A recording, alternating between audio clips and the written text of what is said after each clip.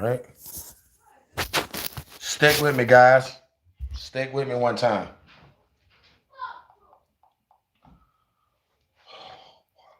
Jesus, man.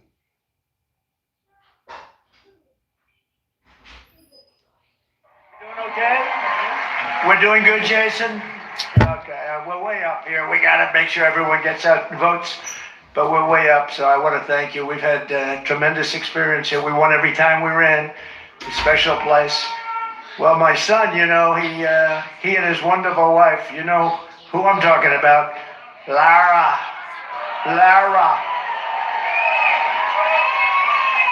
But Eric and Lara, they named their beautiful daughter Carolina. Okay. I said, which one are you talking about? Well, today I'm going to say it's North Carolina, right? No, she was born here, raised here, and I'm sure it's a big reason we've done so well here. She's great. She's really terrific, and he is a great young man. I mean, I'm a little prejudiced perhaps because it's my son, a little bit, but they're a great couple, and thank you very much. We appreciate it. With the help of everyone in this room, 83 days from now, can you imagine 83 days? We're almost there. We got to get it. We're going to defeat super liberal, more liberal than Bernie Sanders. Did you hear that? The most liberal person in the Senate. Can you believe that? We're going to defeat Kamala Harris. We're going to win back the White House in a historic landslide, and we're going to take back our country. We're going to take it back. And I think it's important to say, and I never get corrected. I know it's fact because, if I'm slightly off, they do stories, headlines. He didn't tell quite the truth. Well, we are leading the biggest political movement in the history of our country, bigger than any movement ever before. There's never been a movement like this. Go, make America great again, MAGA. Make America great again. I say to the Democrats when they come out, well, we've got to try to stop MAGA. MAGA is make America great again. What do you want to stop it for? That's what we're doing. They put in a candidate and we beat him badly. How did he do in the debate? Then they put in another candidate. This is like you have two fighters. The one guy's losing. They say, come on out. Let's put in another one. So then they put in another candidate, and we're doing very well, considering the fact that she has the greatest press. She went from being a totally disrespected person 6 weeks ago. Nobody thought she had a chance. Nobody, and I don't think she can possibly win. If she does, our country is finished. You want to know the truth. But she was totally disrespected. The most unpopular vice president in the history of our country. And then they decided to get politically correct. We have to put her in. They put her in, and now they're putting her on the covers of Time magazine with an artist sketch. They don't use a picture. They don't use a picture. They use an artist sketch. I want to use that artist. I want to find that artist. I like him very much. But we're going to beat her also, and they may then get a third candidate. Who knows? This is a little bit different than we're supposed to be doing. You're supposed to have a candidate. We spent probably $100 million on beating him. Then we had a very good debate, and we beat him. And they said, well, instead of letting it go, who knows what happens, right? It's the world of politics. They say, we want him out. Joe, you're getting out now, Joe. Well, I want to get out. I have 14. You're getting out now, Joe. We can do it the nice way, or we can do it the hard way. And he's getting out. He's getting out. In fact, they're not even giving him a good spot to speak. When he's speaking on Monday, Monday's that's the worst day. But that's what they do, and it's their own form of, it's just another, I guess relatively, it's a minor form of cheating by comparison to what they really do, right? Everything Kamala Harris touches turns bad. It all turns bad. San Francisco was a great city. Now it's unlivable. California was a great state. Now it's unlivable. She breaks everything just like she broke the border, broke our economy, but soon we are going to fix every single problem Kamala Harris and Joe Biden have created, and we are going to save our country. We are going to save America. We're going to save America. Now, this is a little bit different day because this is we're talking about a thing called the economy. They wanted to do a speech on the economy. A lot of people are very devastated by what's happened with inflation and all of the other things. So we're doing this as a intellectual speech. You're all intellectuals today. Today we're doing it, and we're doing it right now. And it's very important. They say it's the most important subject. I think crime is right there. I think the border is right there, personally. We have a lot of important subjects because our country has become a third world nation. We literally are a third world nation. We're a banana republic in so many ways, and we're not going to let that happen because we're starting a free fall. But from today and from the day I take the oath of office, we will rapidly drive prices down and make America affordable again. We're going to make it affordable again. Under Kamala Harris and crooked Joe Biden, the American dream is dead. You don't hear about the American dream anymore. It's dead. Her radical liberal policies have caused horrific inflation, decimated the middle class, and gutted the finances of millions and millions of American families. Real incomes are down by over $2,000 a year per family. I mean, that's a lot of money. They're down by that, and it's actually much more if you figure it a certain way. If you add some other categories in, it's much more than that. But down by 2,000 since she took office, and it was just announced that real earnings were down once again at a record rate. The Harris price hikes have cost the typical household $28,000. Congratulations. Hope everyone's happy.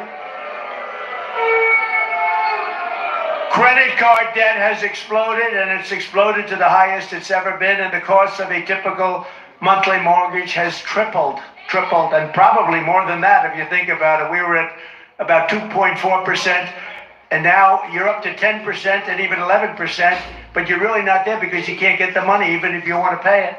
In July alone, 350,000 people were added to the unemployment rolls. Kamala Harris wants to talk about her fantasies, and they are everything she says. If I say something, she said that's what she's going to do too. I say, what are you doing? But she wants to talk for the future about these fantasies, but really what she needs to explain is the present suffering that she's caused along with Joe Biden. And by the way, they're a team. You know, she's trying to throw him overboard. She doesn't want to know who he is anymore. She doesn't want to talk about him anymore. She says, let's not bring this guy in. Let's not bring him in. No, they were a team. He appointed her as border czar, and she did the worst job in the history of borders, I will tell you. Does anyone here feel richer under Kamala Harris than Crooked Joe than you were during the Trump administration? Is anything less expensive under Kamala Harris and Crooked Joe? Now, we had inflation that I don't believe we've ever had inflation like that. You can go back a long way. Are you better off now with Harris and Biden than you were with a person named President Donald J. Trump? Do you know him? He's a nice gentleman. Nice gentleman. With 4 more years of Harris, your finances will never recover. They're never going to recover. Our country will never recover, frankly, more importantly. It will be unrecoverable. Vote Trump and your incomes will soar, your savings will grow, young people will be able to afford a home, and we will bring back the American dream bigger, better, and stronger than ever before. Thank you. Thank you. Thank you very much. Thank you. Look at this. We have a lot of front row Joes here. Wow. Hello, what a great group of patriots they are. I don't know, they've gone to, I think, 219 or 220. And this isn't rally, but this is a different kind of a thing. Today we're going to talk about one subject, and then we'll start going back to the other, because we sort of love that, don't we? But it's an important, no, it's an important, they say it's the most important subject. I'm not sure it is, but they say it's the most important. So inflation is the most important, but that's part of the economy. Kamala Harris wants to be in charge of the entire U.S. economy, but neither she nor her running mate is to do the beauty, isn't he?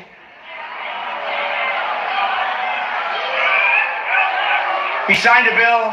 He wants tampons in boys' bathrooms. I don't think so. Tampons. But they've never held a private sector job in their entire professional careers, and it's no wonder they're both socialists. They're actually beyond socialists. I think they skipped over socialists.